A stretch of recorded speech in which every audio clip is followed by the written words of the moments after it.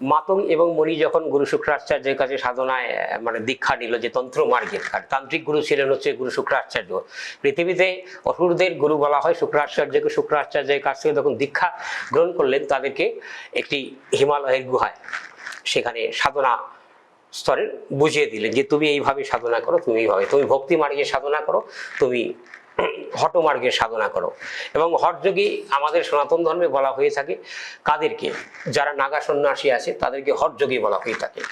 তারা শ্মশানে থাকবেন, মরা মানুষের মাংস খাবেন, তাদের কাছে এই জগৎটা টোটালটাই মিত্র, তাদের যা দিবেন তারা তাই খাবেন।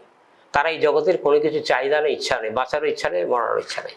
তারা এই জগৎকে অনিত্য হিসাবে ধরে রাখে, নিত্য নয়। নিত্য যেটা আমরা জগৎকে ধরে আসি, আঁকড়ে ধরে আসি, পুত্র কন্যা সন্তান বাড়ি গাড়ি, এটা নিত্য জগৎ। আর অনিত্য জগৎ হচ্ছে যেটা ধ্বংস হবে।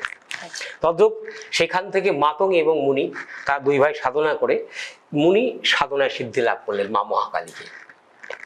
সিদ্ধি লাভ করার পরে যে মুনি মাকে চাইলেন যে আমি তোমাকে চাই, তখন সাধনায় আবির্ভূত যখন হলেন, সিদ্ধি লাভ যখন হলো, মা মহাকালীর পূর্ণাঙ্গ রূপ নিয়ে আবির্ভূত হলো, সে মহাকালের ধ্বংসের রূপ নিয়ে আবির্ভূত হলো।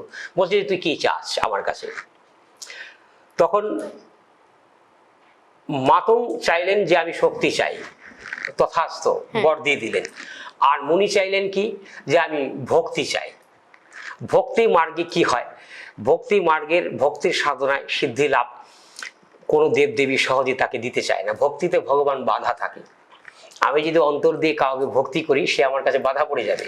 মানে তাদেরকে যদি ভালোবাসা দিয়ে, সুন্দর কথা দিয়ে, ব্যবহার দিয়ে যদি তাকে আমি আগলে রাখি, সে আমার কাছে বাধা পড়ে যাবে।